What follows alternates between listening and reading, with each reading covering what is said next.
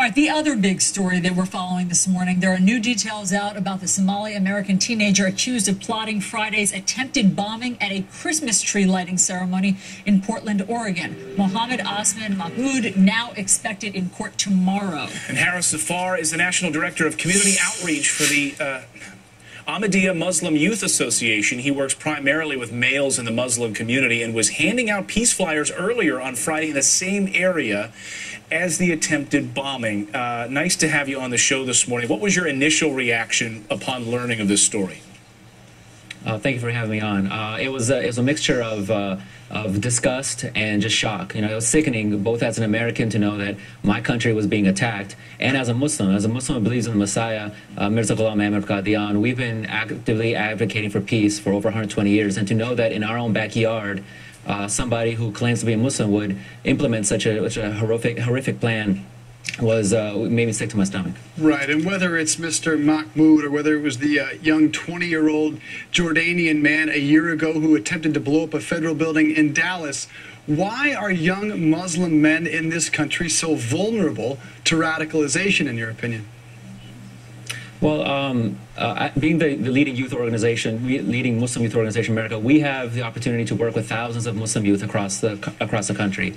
And what we've seen is the vast majority of them, once we identify to them and define what Islam truly is and what it truly stands for, they understand, they agree, and they agree to be loyal Muslim citizens. Now, the problem is that there are the certain few that are disturbed individuals. They're highly disturbed individuals that don't feel like they belong in a certain section of society. They don't get the support they need. And so instead of turning to people like the Ahmadiyya Muslim community who can provide that modern message of what Islam truly is, because we're defining what it really truly means to be a loyal citizen in America, because loyalty is part of the Islamic faith. Instead of coming to us, they reach out to others who prey on their naivety and their ignorance and their immaturity and lead them astray. But Mr. Zafar, it sounds like what you're saying is that these young men are anomalies, that these are sort of isolated cases, yet we've also heard that there is a growing alienation of young Muslim men and that they are getting more aggressive and more radical. Do you see that in your community in Portland? Portland has so far had a good fortune of not having as much. We have seen some problems. Obviously, Mr. Mohammed this weekend. We have seen in the past, you know, the individual try to start a terror camp in Oregon. But that's why we see it as an important part of our mission as the Muslims who believe in the Messiah, to continue to advocate for this message of peace. And we continue our outreach both at the local, the regional, and national level. We engage in active dialogue. But why is this trend happening? I mean, if what you're saying is that this can be a trend, what is happening?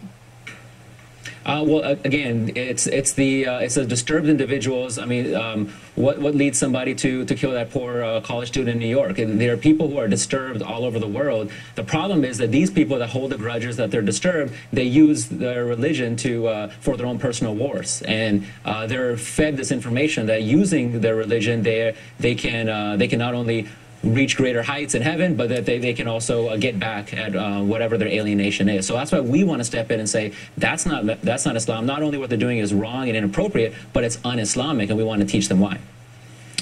All right, Zafar, we appreciate it. Hopefully this trend stops. Thank you, sir. Thank you for having me on. I really appreciate the opportunity. Thank you for speaking out.